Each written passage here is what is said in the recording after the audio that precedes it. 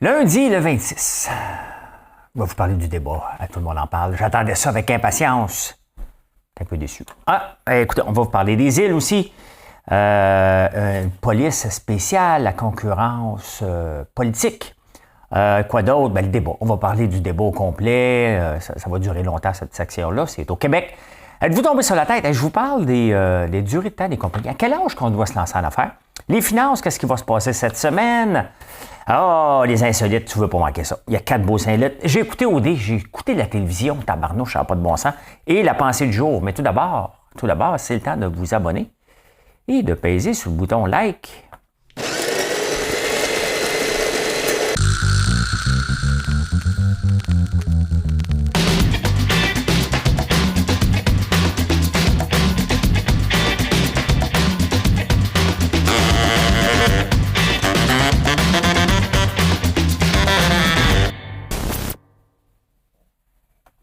J'ai écouté le débat des chefs et le débat des chefs, tout le monde en parle.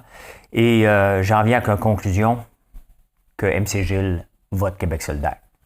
C'est ça que je retiens du débat. C'est à peu près ça, imaginez-vous de ce que je retiens. Mais ce que je retiens, par contre, c'est une toune. Ça n'a l'air de rien. Je cherche le bouton de ma toune. OK. Madame Cahouette, pèse sur le piton. Aussitôt que l'on chante, c'est déjà qu'il fait beau. Tous les mots qu'on invente, on les vole aux oiseaux. C'est déjà que l'on pense, au début de sa vie, que ce sera jamais, jamais, jamais fini. Je t'aime à la folie, je t'aime à la folie. Je t'aime à la folie, je t'aime à la folie. Je t'aime à la folie, je t'aime à la folie. La vie. Écoute, ça vient En direct de l'univers, je pense que c'est Lisiane Juster qui l'avait chanté. C'est Serge Lama qui chante ça. Je l'avais déjà chanté, mais who cares? Oups, excusez-moi. Who cares? Who cares or who not cares? Les îles, une pensée pour les îles, c'est assez catastrophique ce qui se passe là-bas. C'est là, tout le monde va dire, on est encore dans la campagne électorale, donc tout le monde va sauter là-dessus, dire que c'est la faute au changement climatique. Peut-être, mais des ouragans. On est dans la période des ouragans depuis que la Terre existe. Là, c'est à cet ainsi de l'année que ça se passe. C'est un peu comme la neige en hiver. Tu sais. Ici, fait que je tâche mon crayon, sinon ça va faire du bruit. Mais quand même, c'est pathétique. Pathétique. Il y a quelqu'un qui m'a envoyé ça. Il y a une police au Colorado. Elle décide d'arrêter quelqu'un. Et là, elle arrête, le gars arrête sur une traque de chemin de fer un petit peu après. Fait que la police a dit, mais moi, je vais me stationner sur la traque de chemin de fer. Puis il m'a arrêté la personne, m'a mettre dans le char, m'a l'attacher. Et là, le train va sonner. Bip! Bip! Si j'avais mon piton, là, je ferais... Et là, le train arrive, les policiers se tassent. La personne est encore dans le train. Les policiers morons, là, morons, ils veulent jouer à la police, ils stationnent l'auto. C'est la traque de chemin de fer, il y a un camion qui le ramasse, il y a un train qui a ramassé l'auto, ça n'a pas de sens. Ça n'a pas de sens. La personne, c'est une fille, elle est à l'hôpital. Mais quand même, je parle tout de suite de la concurrence politique. On s'en va, c'est notre dernière semaine d'élection. Thank God. Et là, on parle de la concurrence politique, que c'est pas juste pour la CAQ. Le problème, là, oui, le mode de scrutin, mais on ne le changera pas. L'affaire, là, c'est qu'il n'y a aucun parti qui vient de gagner ces élections grâce au mode de scrutin qui va le changer. Là. Ça n'arrivera jamais de notre vie. Là. Donc, il faut arrêter de penser que ça va arriver. Mais c'est pas de la faute à la CAQ s'ils sont plus populaires. Tu sais, les autres partis disent « Hey, il ne faut pas laisser rentrer la CAQ. » C'est parce que tous les autres partis ne sont pas assez forts. Ils sont soit trop jeunes ou pas assez forts ou trop idéologiques. Donc, arrêtez de mettre la faute à la CAQ qui va en gagner beaucoup, là. Il les a pas achetés, ces votes-là. Un peu. Un peu. N'importe quel parti au pouvoir achète un peu ses votes. C'est comme ça, là. Ils donnent des bonbons. Mais non, c'est pas le seul parti. Tous les partis sur la Terre, depuis que les partis politiques existent, juste avant les élections, ils donnent des bonbons, puis tout de suite après, ils redonnent des bonbons aussi. Là. C'est l'Halloween en plus, là. C'est intéressant, ça. Il y a, je pense que c'est dans le coin de Joliette, mais je pense un peu partout aussi. Puis des fois, moi-même, quand je tenais des produits ici, je ne voulais pas tenir des produits trop chers parce que ça donne mauvaise presse, hein, puis ça ne sortira pas. Donc, dans le coin de Joliette, il y a c'est un IGA, je pense, ou un métro. Il a décidé de retirer les endives parce qu'il était trop cher. De toute façon, les endives, c'est plus. S'il y a quelque chose qui est overrated dans une cuisine, c'est les endives, là. Donc, c'était trop cher, fait qu'il l'a retiré des tablettes. Et en France, il y a un mouvement anti-inflation. Donc, c'est sûr qu'on met quand on regarde les grandes bannières, ils font beaucoup d'argent de ce temps-ci. Mais ils font-tu beaucoup d'argent parce que les gens ne vont pas au restaurant? Parce qu'à un moment donné, c'est des vases communicants. On ne va pas au restaurant, mais il faut manger. Donc, si on mange plus à la maison, bien, c'est sûr qu'on va aller acheter plus de choses, puis ils ne vendent rien à rabais. Donc, mais tu sais, à un moment donné, il faut faire attention. Moi, je vous le dis, là, sur mon site, là, tous mes produits, je travaille fort pour l'inflation. Moi, chaque morceau d'inflation, je l'absorbe jusqu'à temps que je ne suis plus capable de l'absorber parce que je veux vous garder comme client. Hein? Je veux que le message passe, que, regardez, on fait attention. Je regardais juste, j'avais la bonne caméra. Quand je fais attention au prix et quand je les montre mes prix, que je vous le dis. Tu sais, je ne suis pas ici pour participer à des profits effrontés. J'en fais pas encore de profit, j'ai juste 4 ans. Donc, chaque scène s'en va pour faire la commercialisation, pour passer du temps, pour développer des nouveaux produits, pour en faire un empire de l'érable, là, puis de la terre. Donc, c'est ce que je veux faire. Mais ça ne se passera pas tout de suite. Là. On va falloir se repayer dans 10 ans pour voir il est rendu où cet empire-là. Tiens, si on se donnait rendez-vous dans 10 ans, même jour, même heure, même poste, hein? Ah, je vous parle de fourmis. Marilyn, qui est maniaque des fourmis, dès qu'elle voit une fourmi dans sa maison, elle capote. Sachez que sur la Terre, il y a 2,5 millions de fourmis par personne. J'aurais dû le mettre dans les insolites, mais puisque ça fait partie de la vie de Marilyn, qui est ma blonde, hein, ceux qui ne le savent pas, là, qui n'est pas ma fille. Si c'est ma fille, je l'ai adoptée à 38 ans. Hey, LinkedIn. LinkedIn, là, ça faut que je te parle, là, OK? Moi, je suis souvent sur LinkedIn parce que c'est une place pour faire des liens d'affaires. On me demande tout le temps de l'argent. Fait que j'ai fait un statut pour arrêter de me demander de l'argent. Je ne suis pas investisseur. Mais LinkedIn, c'est 90% des statuts. Hey, je commence un nouvel job. Hey, je termine un job. Hey, je commence un nouvel job. Hey, je termine un job. Soyez imaginatifs. C'est pas comme ça que tu crées du contenu. Hein? C'est pas comme ça que tu crées du contenu. Pantoute. Si tu veux que les gens s'intéressent à toi, entre tes deux jobs, raconte des histoires un peu. Tu sais. L'Italie, hey, ça, c'est sûr que ça donne des munitions à toutes les partis de droite. Mais on le voit quand même qu'un mouvement de droite, là, hein, Poilievre, qui s'en vient, est-ce qu'il va se rendre loin? Du M, quand même, qu'il y a un mouvement, là. Pas assez pour élire quelqu'un, mais il y a un mouvement. Il va y avoir des votes, mais ça va être éparpillé à travers la province. Donc, en Italie, c'est la droite extrême qui vient de rentrer. Et on va voir cette semaine ce que ça va faire sur les marchés. Il y a quand même un peu d'instabilité. Donc, la droite, elle rentre au Brésil, c'est rentré. Donc, on le voit que la droite, elle est là. Et ça, il ne faut pas le nier, qu'on aime ou pas, qu'on n'aime pas ce mouvement-là. Il y a un mouvement qui se passe qui dit « Hey, hein, faut y porter attention. » Les gens nous disent de quoi? Hein? Qu'est-ce qu'ils nous disent? Je ne sais pas, parce qu'ici, des fois, c'est drôle un petit peu ce qu'ils disent. Qu'est-ce que j'ai marqué? Surplus? Ah, les surplus de pain. Hey, ce soir, une nouvelle qui est tombée. La veille. Parce que là, j'enregistre la veille. Je suis juste après, tout le monde en parle en ce moment. Et il y a des surplus de pain. J'avais déjà été là, moi, parce qu'ils vendent ça. J'avais été chercher quelque chose, puis j'étais tombé juste à côté d'une machine, d'une place de surplus de pain. Je cherchais de quoi, je me souviens pas quoi. Mais c'est ça, il y en avait un peu partout. Mais là, ils éliminent partout les surplus de pain. Pourquoi? Parce qu'ils ont dans le fond, quand ils passent du pain qu'on pouvait acheter à 2 piastres le pain, ben c'est parce qu'il y avait des problèmes de machine, d'étiquette et tout ça. Donc, ils ont soit réglé l'affaire, ou soit, il y a 2 affaires. Hein? La vraie raison là, qui ferme les vins surplus, c'est qu'ils disent qu'ils n'ont pas gaspillé, qu'ils ne gaspillent plus. Moi, je pense que la vraie raison, là, c'est qu'ils ont besoin de tout l'argent disponible, puis ils le jettent pour qu'on achète juste du pain qui est plus cher. Hein? C'est sûr que si ça finit par avoir trop d'erreurs, ben, ils vont finir par les enlever. Donc, je pense que c'est ça la vraie raison.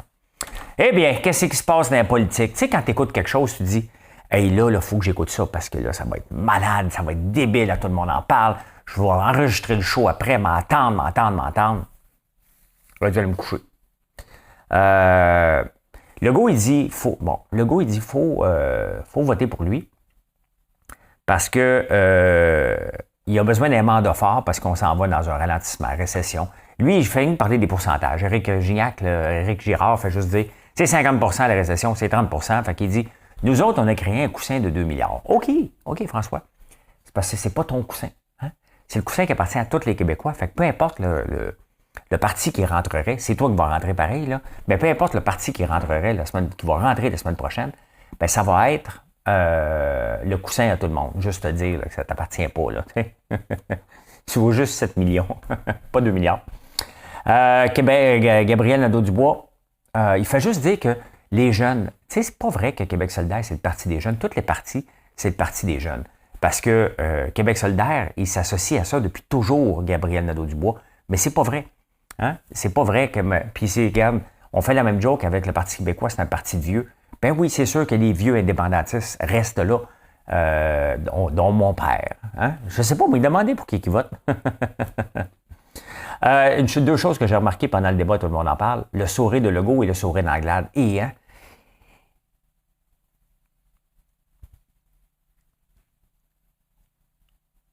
Hey, hein? Forcez-vous, vous êtes à la télé, là. On s'apparaît quand vous n'êtes pas de bonne humeur, là.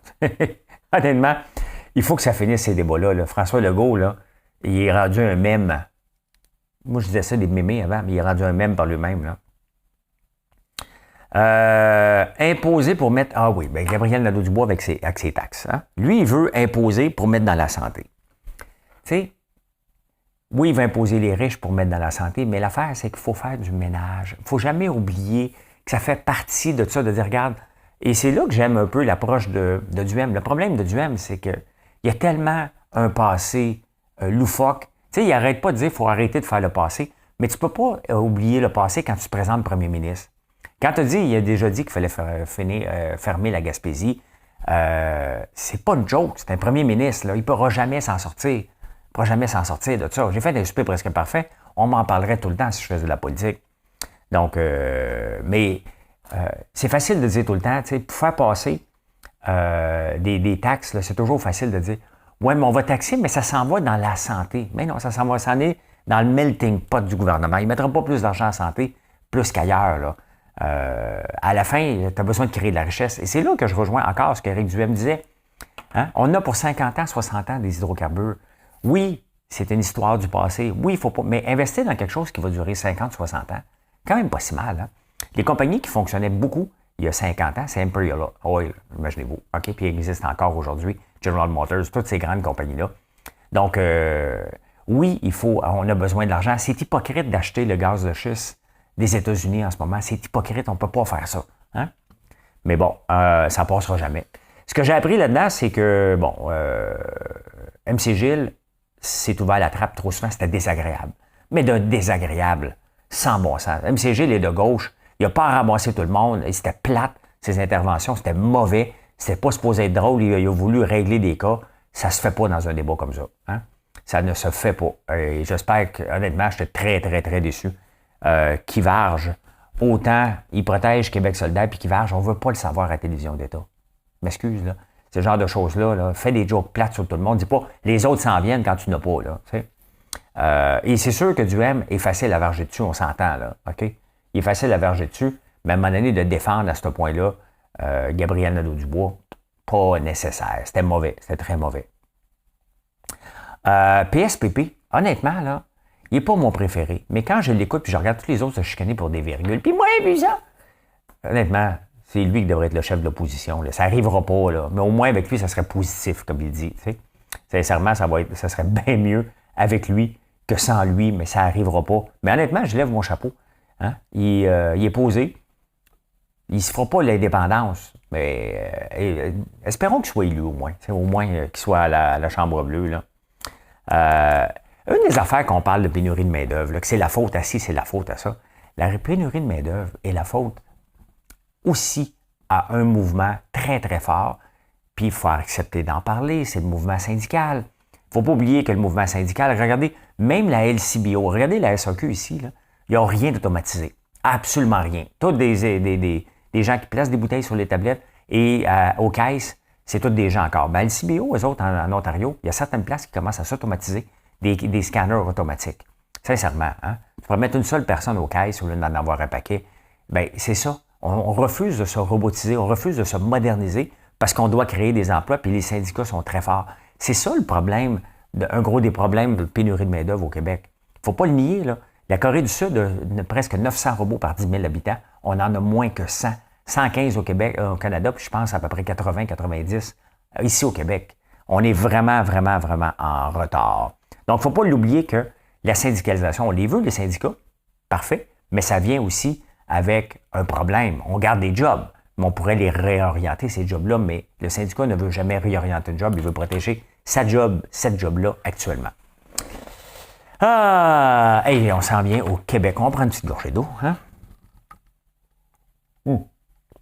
Êtes-vous tombé sur la tête? Êtes-vous tombé sur la tête? Et je suis tombé sur quelque chose de vraiment intéressant.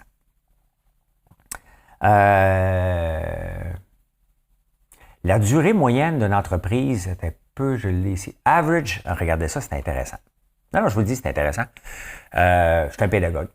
Average Company Lifespan on Standard & Poor's, de 1965 à 2030. C'est vraiment intéressant de voir que, regardez les entreprises, hein, en moyenne en 1965, la moyenne des entreprises avait 32 ans d'expérience au Standard & Poor's. C'est monté dans les années 80 à 36 ans. Ça a droppé, hein? Il y a eu une crise ici, 87-88. Ça a droppé. Et regardez, en 2001 aussi, il y a eu une autre crise. Ça a tombé. C'était... Ce qui est arrivé, c'est que c'est l'arrivée des compagnies Internet, hein? Donc, et après ça, regardez, ça s'en va comme ça. Dans le même ordre de choses... Alors, ça, c'est terminé. Research, OK. À quel âge on pense souvent que c'est les jeunes qui se lancent en affaires, hein? Mais absolument pas. The average age of a successful startup founder is 45. Hein? Donc, c'est à 45 ans que les femmes sont belles. Avant, elles sont jolies. Après, ça dépend d'elles. Ou bien de vous. Oui, c'est à 45 ans qu'on risque d'avoir plus de succès en affaires, regardez. Donc, des fois, on pense, puis même 50 ans, là, mieux, dans le fond, entre 40 et 60, on a plus de chances de réussite que dans les 20 ans. Pardon, 29 ans et moins. Quand même, hein, on pense que c'est tous les jeunes qui devraient se lancer en affaires, mais ils n'ont pas de succès. C'est normal, ils n'ont pas l'expérience non plus. Là. On est plus anxieux, et je l'étais anxieux. Et regardez, older entrepreneurs are more likely to succeed. Donc, regardez, ici, là, c'est les chances de réussite, c'est à peu près 50 ans que nos chances de réussir une entreprise, il l'est. Donc, je suis dans les meilleures chances de réussite en ce moment, sauf qu'après 60 ans, là, ça drop. Là. Hein? Fait que c'est pour ça que c'est ma dernière entreprise. Pas pour rien que c'est ma dernière entreprise. Je le sais qu'après ça, je vais faire des gaffes. Donc, voilà. Le futur de Facebook, hein? C'est intéressant de ce qui se passe. Je suis tombé sur un grand article aujourd'hui du futur de Facebook et la plupart de ses bras droits ont tous quitté. Tu sais, Facebook ne va pas bien. Hein? Sa croissance, et c'est jamais bon quand une démographie de n'importe quoi. Regardez les taxis à Montréal avant qu'ils disparaissent presque tous. La plupart des gens étaient vieux. Ça a tombé. Regardez les producteurs laitiers. Et demain, je vais vous parler d'un sujet sur les producteurs laitiers que je suis tombé dessus, sur les laits alternatifs. Ça vient des producteurs laitiers. Demain matin, je vais vous parler de ça. C'était trop long que j'en parle aujourd'hui. La plupart des bras droits de Mark Zuckerberg ont quitté. Hein? Et même Zuckerberg, maintenant, vit dans sa maison. Il travaille beaucoup. Il ne travaille plus vraiment du siège social. Il vit de son petit, dans son petit shack. De 100 millions à Hawaii. C'est sa cabane. Tu sais, et il vaut 50 milliards, Mark Zuckerberg. Hein? Il vaut 50 milliards. Donc, il prend le risque. Il dit, OK, parfait. Je ne peux pas continuer comme ça. Je vais mourir tranquillement. Et ce qui prend le risque, c'est que le métaverse arrive. Sauf que si on regarde n'importe quelle technologie, regardez la reconnaissance de la parole, hein, ça a pris du temps. J'étais là-dedans en 2000. Là, c'est encore là, mais c'est pas encore fort. On pense que le métaverse va là. Donc, il investit massivement des milliards et des milliards, mais alors que sa population est vieille, on est à l'heure de TikTok, est-ce que ça va arriver? C'est un risque énorme, énorme, énorme. Il y a quoi à perdre? Il est déjà milliardaire. Si ça ne marche pas, ben, ça va être la fin de Facebook, mais on ne parle pas tout de suite. On parle peut-être dans 10 ans, 15 ans. C'est à surveiller. Mais tu sais, il n'y a rien d'éternel. Il va falloir qu'il se réinvente. Et c'est la preuve que même à ça, il faut se réinventer. Et c'est pour ça que les lois antitrust, ce qu'on empêche les compagnies de continuer à acheter d'autres compagnies, comment ça peut nuire? Mais c'est un peu ça qui est arrivé avec Facebook en ce moment. Donc, même Instagram a essayé de se réinventer pour suivre TikTok et ça ne marche pas. D'un autre côté, C'est assez flyé parce que même Facebook fait sortir des lignes de presse comme quoi TikTok est pas correct, puis il fait des challenges bidons qui sont pas vrais pour les tirer dessus. Puis il dit, OK, parfait, Facebook n'est pas disponible en Chine, on peut pas, donc il faudrait interdire TikTok. Ça joue sale en ce moment. Ça joue très, très sale.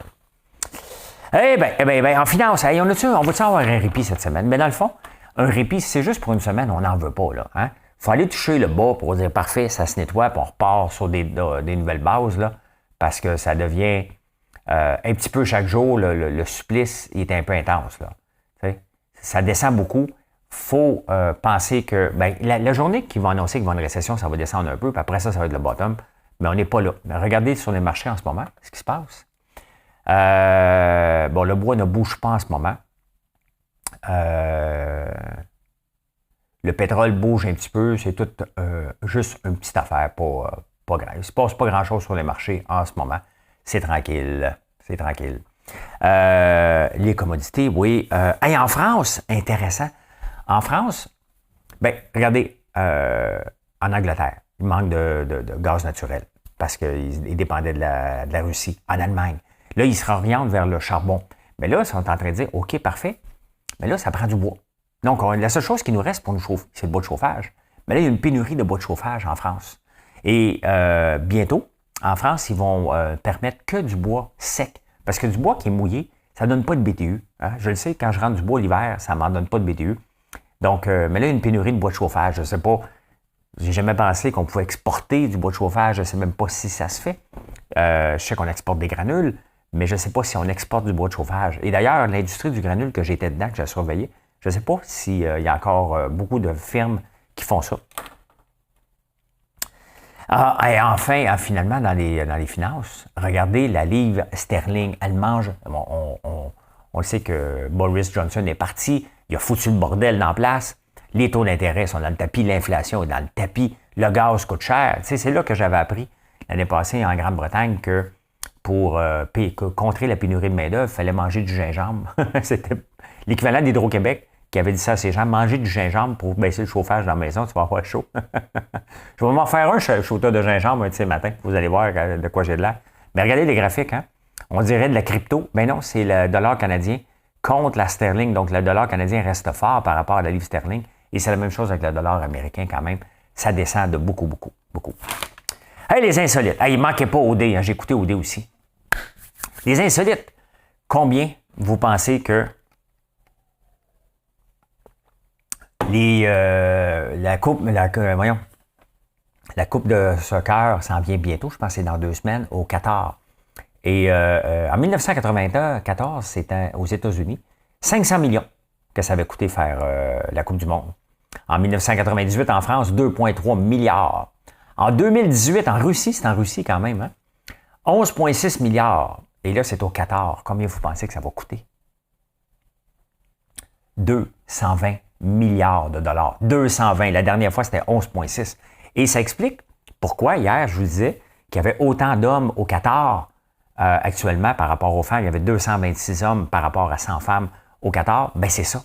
Ils sont en train de construire des routes, des villes, des stades. Ils ont parti de zéro pour avoir les jeux. Tu sais, quand l'argent te pisse par les oreilles, littéralement, là, l'expression, ben elle est vraie. Parce que 220 milliards, c'est complètement fou. Hein? Au Missouri, c'était intéressant. Dans les années 80, il y avait une crise. Ils n'ont pas de quota au fromage de lait aux États-Unis. Et là, il y a une crise. Puis, le gouvernement décide d'aider les agriculteurs, les producteurs laitiers. Mais comment qu'ils aident? En achetant du fromage. Il a dit, parfait, on va acheter du fromage. Fait que là, les producteurs, il y avait comme pas des quotas, mais le gouvernement disait, OK, parfait, je vais acheter ci, je vais acheter ça. Fait qu'ils se sont mis à produire du lait en quantité industrielle parce qu'ils pouvaient avoir de l'argent facile. Et là, le gouvernement a acheté. En 2000, il y a eu une autre crise. Donc, ce qui fait que c'est un peu la façon que le gouvernement aide les fermiers. Hein? Ils achètent du fromage. C'est fou, hein? Bien, vous savez combien il y en a sous terre? Ils les ont mis sous terre au Missouri. 1,4 milliard de livres de fromage sous terre. Je ne sais pas s'ils vont leur sortir à un moment donné. C'est comme une réserve de fromage. Et c'est comme ça qu'ils aident. Donc, on parle ici de la gestion de l'offre, mais les États-Unis aident aussi de façon probablement qu'ils ont utilisé cette méthode-là. Parce que sinon, s'il y a des traités internationaux que tu ne peux pas aider, il dit parfait, on va acheter ton fromage. Est-ce que vous avez des fils gamers? Ou des filles gamers, là, m'excuse. Hein? J'ai le livre de Stéphanie Harvey ici. En 2013, un père chinois a décidé d'embaucher des gars pour tuer son fils dans les jeux. Parce qu'il voulait qu'elle se trouve une job. Fait qu'il embauche. Il était très bon, son fils. Fait qu'il est allé voir des autres gamers meilleurs que autres. Il l'a payé. Puis il a dit, là, vous allez vous assurer que mon gars perd tout le temps. Tout le temps, parce que je veux qu'il aille travailler. Un autre insolite, tiens. Un bonus. Savez-vous que les étoiles, on les regarde, ils ont l'air statiques, là. Mais dites-vous qu'ils voyagent 1000 fois plus rapide qu'un avion supersonique. Hein? On les regarde, on dit, hey, ça bouge pas. Ben non, ça bouge. Ça bouge. Hey, j'ai écouté OD. Ah, tabarnak, hein? Bon, les gars, ça chicane. Là. Il y en a un, d'après moi, il va se faire sortir. Il est prêt à casser la gueule, lui. Mais il y en a un gars qui s'obstinait, puis il dit, hey, je suis là pour m'améliorer comme personne. Ben, il y a Mégane qui a été mise dehors, là, excuse si tu l'as pas écouté. Elle a été mise dehors, elle disait à tout le monde, moi je suis là pour la célébrité, je suis là pour me faire connaître, je veux rien savoir de vous autres, les petits gominables. Là. Ben, ils l'ont mis dehors. Joue le jeu, pauvre type. Non, mais faut que je sois honnête avec moi. Qu'est-ce que tu fais dans Occupation Double? Tu ne feras pas connaître, là. Ben, ça dépend. Luc Poirier, tout le monde le connaît. Puis il n'a jamais participé à Occupation Double, il a juste été sur le tapis. Quand même, hein? Là, c'est ça, ben, là, dans le chicane des gars, là, il dit hey, c'est quoi ça, à me parler, je vais tilter, le gros. Hey, le gros, c'est quoi tu dois me parler, là? Va tilter, le gros. La phrase, elle ressemblait pas mal à ça. J'ai pas tous les noms, c'est pas grave. L'intérêt d'une fille, elle dit mon intérêt pour Jonathan est restreint. Moi, je viens d'écouter le débat des chefs. Là, on s'entend qu'on est dans la politique extrême. Mon intérêt pour Jonathan est restreint. T'es en amour ou t'es pas en amour? T'sais? Ben, tu peux pas être en amour, mais tu peux pas dire. Il est restreint, il est petit. Hein? Les phrases sont bonnes, hein? Ah ben oui, la phrase. Bien entendu que pendant que tu fais du canot avec le chum que tu voudrais avoir, es-tu un coureur de jupons, toi? Vois le gars, moi, il dit, ouais, oui, moi, j'ai tellement hâte de sortir avec toi, parce que j'ai hâte de te tromper. Es-tu un coureur de jupons? Les tromperies font partie d'OD, hein?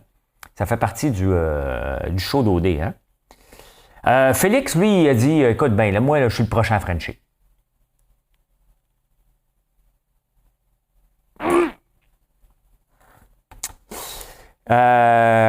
Clémence a dit, je comprends pas le plombier. Là, elle dit, moi, j'aime ça des phrases philosophiques. Le plombier, lui, essaie de parler normal. On s'entend, là. Okay? Rien contre les plombiers, là. Mais si tu étudies en philosophie, tu n'as pas étudié en plomberie, donc ça se peut que ton plombier soit moins philosophe que la prof, que l'autre, là, qui étudie en je ne sais pas trop quoi. Alors, on pourrait avoir un chemin ensemble et ça ferait du sens. On pourrait avoir un chemin ensemble, les philosophes, là. Hein? On pourrait avoir du chemin, on pourrait avoir un chemin ensemble et ça fait du sens.